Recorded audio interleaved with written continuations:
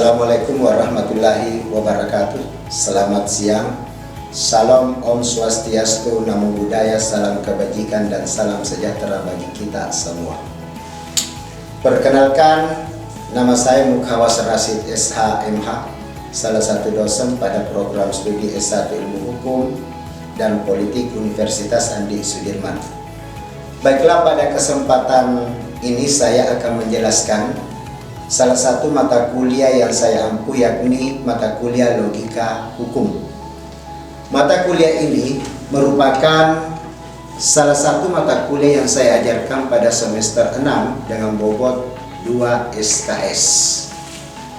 Sebelum masuk ke teknik pembelajaran, saya akan menjelaskan deskripsi singkat luaran yang diharapkan dan metode pembelajaran yang saya terapkan. Mata kuliah ini diselenggarakan secara hibrid, yakni daring dan luring. Berikut deskripsi singkat mata kuliah Logika Hukum yang saya ajarkan, yaitu mata kuliah ini bertujuan memberikan pemahaman mendalam tentang prinsip dan alat logika yang esensial dalam praktik hukum. Mencakup metode penalaran, analisis argumen, identifikasi kesesatan berpikir, dan penerapan logika dalam interpretasi serta konstruksi hukum. Adapun capaian pembelajaran mata kuliah Logika Hukum yaitu mahasiswa mampu menjelaskan konsep dasar aplikasinya dalam ilmu hukum. 2. Mahasiswa menguasai penalaran deduktif, induktif, abduktif, dan mampu menyusun silogisme hukum. Mahasiswa mampu mengidentifikasi dan menganalisis logika falasi, kesesatan berpikir dalam berpikir hukum. Lanjut, mahasiswa mampu mengaplikasikan metode penemuan hukum, dan mahasiswa mampu mengevaluasi putusan dan berdebat secara logis. Lanjut, agar mahasiswa dapat mencapai kemampuan tersebut, maka akan diberikan topik-topik selama 14 kali pertemuan. Berikut adalah materi-materi yang saya berikan kepada mahasiswa. Yang pertama, konsep dasar dan logika hukum. Kedua, elemen dasar argumen hukum. Yang ketiga, penalaran deduktif dan induktif dalam hukum. Yang keempat, penalaran abduktif dan silogisme hukum. Yang kelima, logika falasi dalam argumen hukum. Dan yang keenam, teknik menghindari dan mematahkan logika falasi. Yang ketujuh, metode penemuan hukum. Yang kesembilan dan 10, metode konstruksi hukum. Yang ke-11 dan 12, evaluasi logika dan argumen dalam putusan hukum. Selanjutnya 13 sampai 14 dan 15 membahas tentang penarikan kesimpulan logis dan kritis.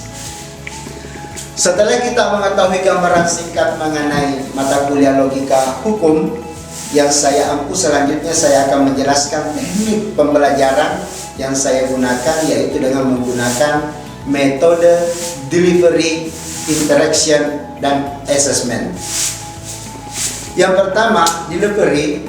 Untuk mendukung kegiatan pengajaran di dalam kelas, saya menggunakan berbagai literatur dalam bentuk buku ajar yang saya buat sendiri dan berbagai jurnal baik nasional maupun internasional untuk mendukung materi yang diajarkan di kelas. Yang kedua, interaction. Teknik interaction yang saya terapkan di kelas adalah pembelajaran yang menempatkan mahasiswa sebagai peserta didik atau objek, sehingga akan mengembangkan minat dari mahasiswa tersebut menjadi lebih aktif, kreatif, dan inovatif. Sistem ini terdiri dari pembelajaran interaktif, diskusi, dan studi kasus. Pembelajaran interaktif yakni pemaparan materi dengan menyiapkan pertanyaan kepada mahasiswa dan meminta pendapat mahasiswa itu sendiri. Selanjutnya berdiskusi dengan mengangkat isu-isu atau tema-tema tertentu yang akan dipresentasikan oleh mahasiswa di depan kelas.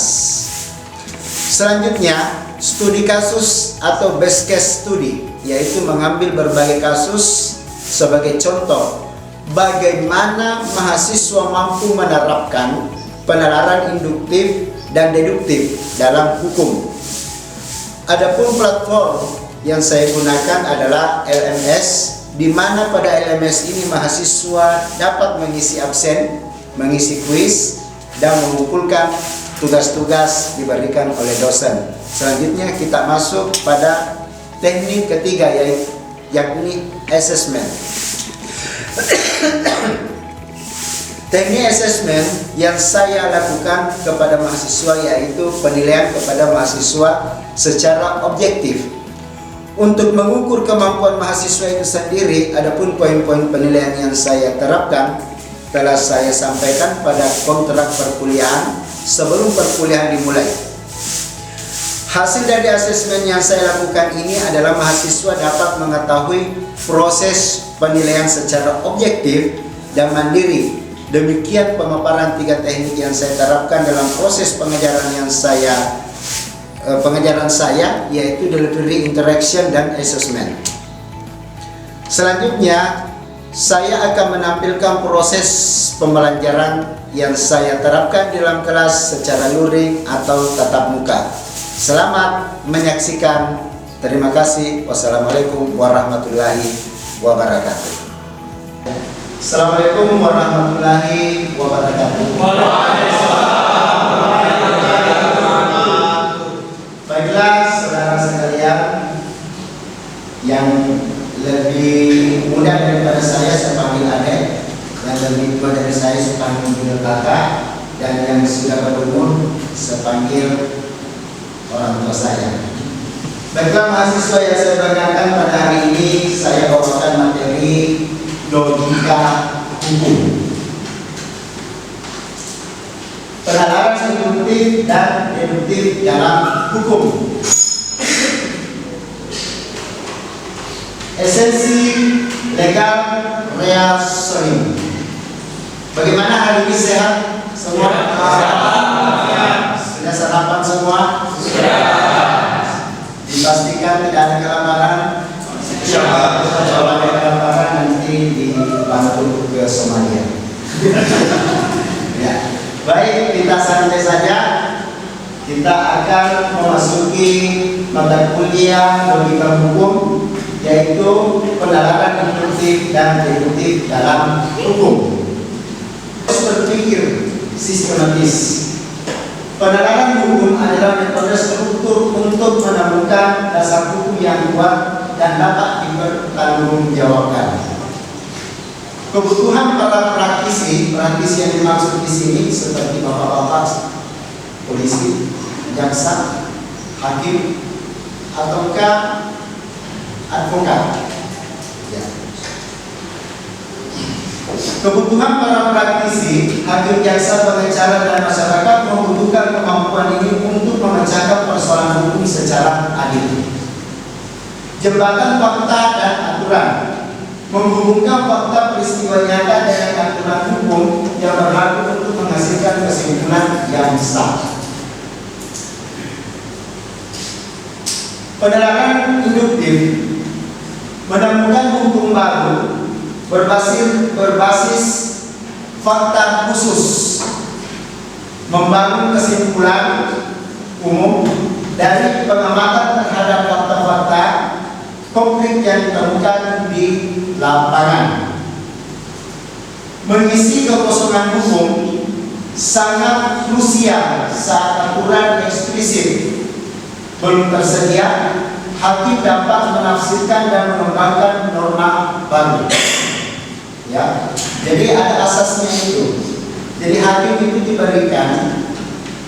diberikan oleh hukum untuk menciptakan hukum tersendiri ketika manakala menemukan sesuatu perkara dan di mana perkara itu terjadi kekosongan hukum. Dari kekosongan hukum itu dia bisa menciptakan hukum tersendiri dalam putusan-putusannya demi untuk memberikan keadilan di tengah masyarakat. Lanjut, menciptakan presiden, memungkinkan hakim membangun presiden hukum yang kuat dari pola kasus-kasus serupa sebelumnya. Nah, ini bisa saja dia memberikan keputusan dengan mengacu dari jurisprudensi hukum dari putusan-putusan sebelumnya. Misalnya ada putusan pencurian. Nah, terus ditemukan dari kasus yang terdahulu sama persis dengan kasus yang saat ini dihadapi, bisa dia memberikan putusan berdasarkan daripada putusan-putusan terdahulu. Nah, itu biasa dianut oleh Anglo-Saxon, ya pindah di lapas. Lanjut, analogi dan abduksi dalam konstruksi hukum. Mengapa keduanya penting? Hukum tidak selalu menyediakan jawaban eksplisit. Analogi memungkinkan penerapan aturan pada kasus baru yang memiliki kesamaan esensial. Sementara abduksi membantu menyusun hipotesis terbaik dari bukti yang tidak lengkap. Keduanya merupakan alat vital bagi investigator dan hakim dalam menghadapi ketidakpastian hukum. Lanjut, sinergi metode korelatif dan komplementer. Deduksi menerapkan aturan hukum pada fakta spesifik untuk kepastian hukum. Integrasi penggunaan metode yang tepat menciptakan konstruksi hukum yang adaptif dan kontekstual. Induksi membangun norma baru dari pola fakta untuk relevansi sosial. Putusan hukum yang baik tidak hanya kaku pada aturan, ia harus peka terhadap dinamika sosial yang terus berkembang. Yang kedelapan, menuju keadilan yang kontekstual. Keadilan sebagai tujuan akhir, penerapan hukum yang baik bukan sekadar teknis, ia adalah kunci untuk mewujudkan keadilan yang sesungguhnya bagi masyarakat. Dua, berpikir rasional dan kritis. Praktisi hukum dituntut untuk menguasai logika, berpikir argumentatif, dan selalu mempertimbangkan konteks sosial. Logika komprehensif untuk keadilan, gunakan deduksi, analogi, dan abduksi secara sinergis demi hukum yang berkeadilan dan bermartabat. Baiklah saudara sekalian, saya mau bertanya. Kita lihat semua bahwa esensi legal reasoning, proses berpikir sistematis, bagaimana penerapan hukumnya?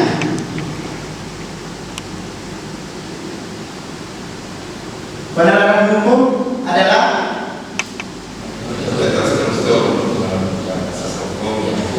satu orang. Saya mau dengar secara jelas. Anak-anak sekalian, setelah saya menjelaskan beberapa pokok-pokok materi yang ada di materi logika hukum tadi, beberapa topik yang saya sudah jelaskan, saya mau bertanya, siapa yang tahu proses berpikir sistematis tentang penerapan hukum? Bisa menjelaskan? Proses berpikir sistematis, penalaran hukum adalah metode terstruktur untuk menemukan dasar hukum yang kuat dan dapat dipertanggungjawabkan. Oke, terima kasih. Saudara sekalian, anak-anak sekalian, setelah saya menjelaskan, saya mau bertanya, apa perbedaan premis mayor dan premis minor, dan tolong diberikan kesimpulan. Silakan sebut namanya dengan dimnya. Berdiri. Baik, saya akan menjawab dari pertanyaan Bapak yang dimana Namanya? perkenalkan, nama saya Iqbal, NIM 0123011. Baik, saya akan menjawab pertanyaan dari Bapak yang dimana perbedaan antara premis mayor dan premis minor. Baik, premis mayor itu adalah aturan hukum yang berlaku umum, sedangkan premis minor fakta spesifik dari kasus. Sedangkan kesimpulan adalah keputusan hukum yang pasti. Baik, itu saja Pak. Terima kasih. Ya, baiklah. Baik, saya tampilkan kembali slide selanjutnya. Kita masuk di logika hukum seni dan ilmu penerapan yuridis. Materi ini kita bagaimana caranya mahasiswa memahami prinsip berpikir benar untuk menegakkan keadilan.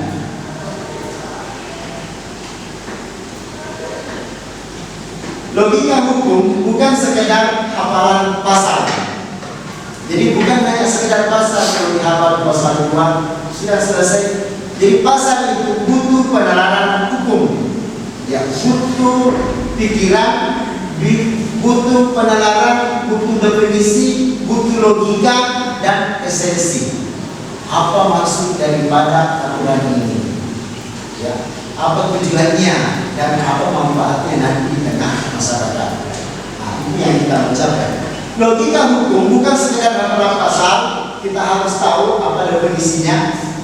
Ya, karena terkadang di dalam aturan itu ada kata yang mengandung frasa. Dari kata frasa itu yang harus kita cari tahu apa makna daripada frasa itu. Terus logika LS hukum. Logika adalah alat tool analisis, sedangkan hukum adalah objek yang dianalisa secara rasional. Lanjut, esensi menjamin argumen hukum didasarkan pada penalaran valid, bukan sekadar opini objektif.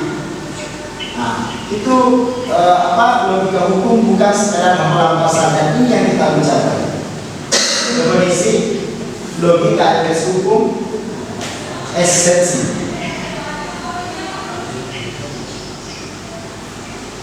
Slide selanjutnya, penerapan yang tepat adalah senjata utama praktisi hukum. Apa penerapan yang tepat dalam senjata utama praktisi hukum? Yaitu bagi hakim membantu pengambilan keputusan yang adil, objektif, dan bebas dari tekanan opini subjektif. Kalau pencurian mestinya seperti ini, maka dapat diputuskan Budi itu adalah seorang pencuri. Begitu. Contohnya. Terus penyisihan jalan tengah. Sesuatu harus benar atau salah. Dalam hukum, suatu fakta harus diakui keberadaannya atau tidak sama sekali. Hukum cukup alasan. Setiap pernyataan hukum wajib memiliki dasar atau alasan yang kuat dan dapat dipertanggungjawabkan. Nah, jadi ketika argumennya kuat berdasarkan undang-undang, berdasarkan teori hukum, pendapat investor dikuatkan oleh argumen itu, maka siapa juga bisa kita lawan dengan argumentasi yang kuat. Tapi kapan argumentasinya lemah, bisa saja dipatahkan oleh siapapun, dan tidak bisa menjadi dipersalahkan oleh hukum itu sendiri. Ya. Makanya terkadang ada dalam pendidikan di peradilan akhirnya diputuskan oleh majelis bahwa prosedur yang diambil oleh penegak hukum baik dari semua polisi dianggap tidak prosedural, sehingga karena tidak proseduralnya cacat hukum dan hasil daripada kesimpulan itu dinyatakan tidak sah. Seperti kasusnya siapa ini?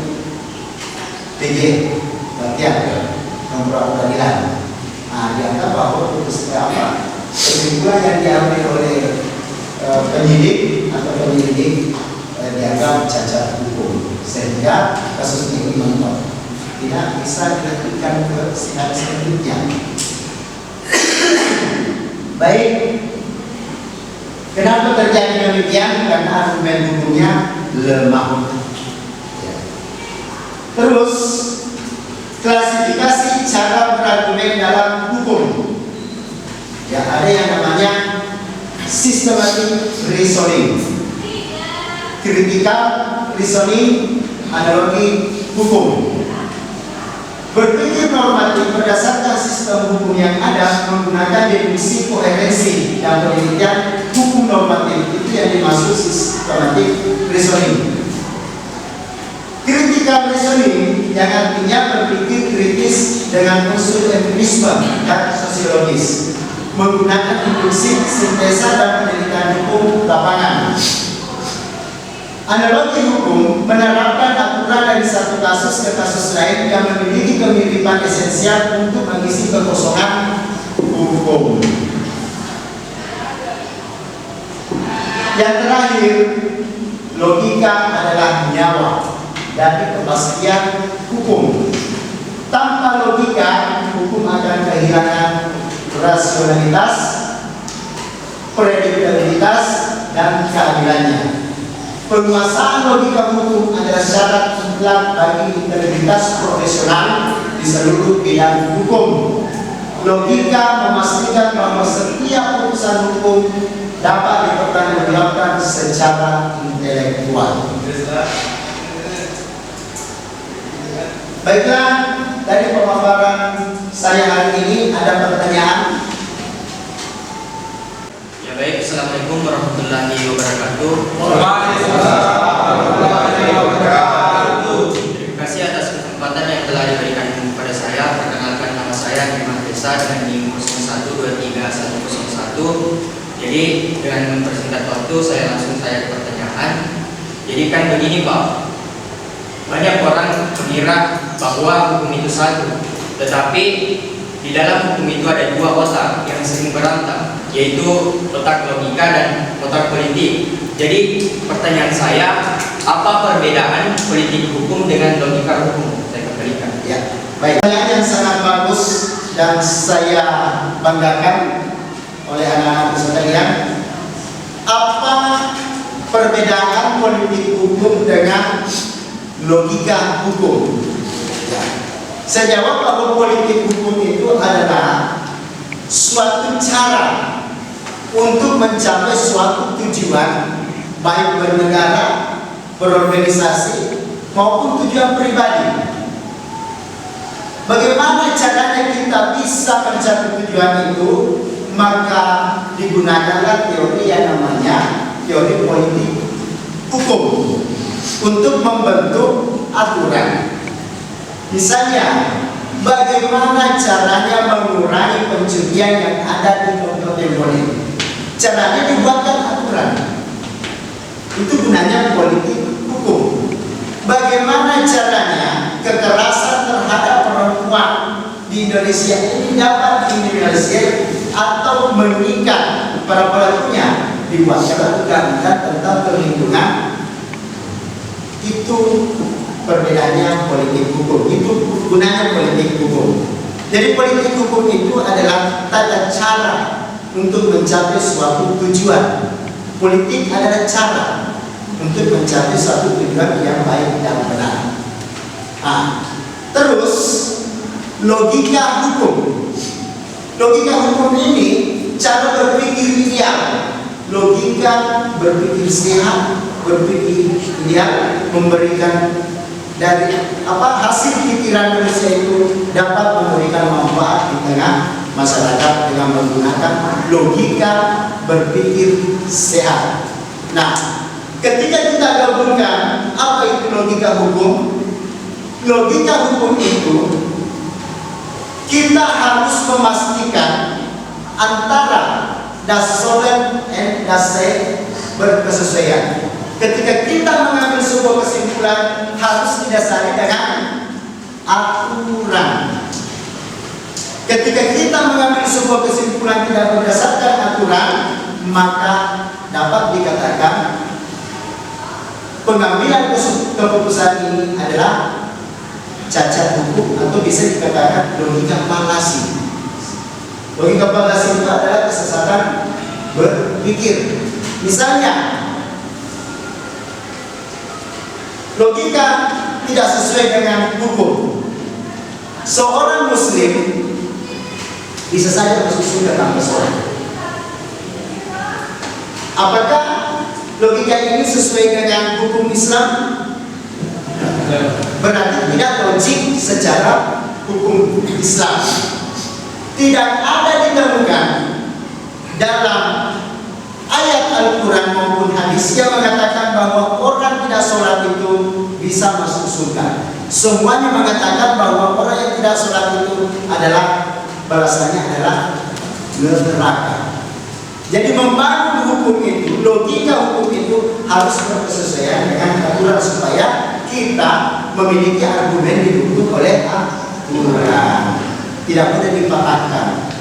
Ketika ada orang tidak bisa orang sholat tanpa bisa orang masuk surga tanpa sholat, dasarnya apa? Kan kita kuat, wah tidak. Orang sholat itu orang tidak boleh masuk surga orang kalau tidak pernah sholat. Dasarnya ini hadis dan Al-Quran bacakan. Begitupun juga ketika kita mengambil sebuah keputusan kasus hukum, kita harus didukung oleh aturan. Tidak berdasarkan undang-undang ini begini, tidak boleh. Kalau mencuri begini, kalau korupsi ini aturannya, pasalnya ini. Itulah argumentasi logika hukum. Baiklah, itu tadi jawaban yang saya berikan kepada jawaban pertanyaan dari mahasiswa yang saya banggakan. Dan pertanyaan itu tentu sangat luar biasa menurut saya dan menambah hasanah bagi saya, menambah cakrawala pemikiran kita, menambah wawasan kita. Saya meminta kepada teman-teman sekalian untuk mengaplaus teman-teman.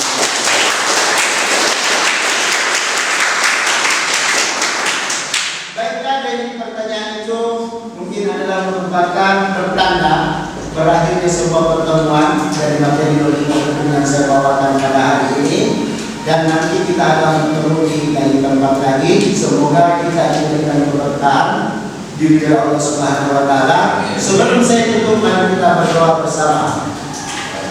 Doa dimulai.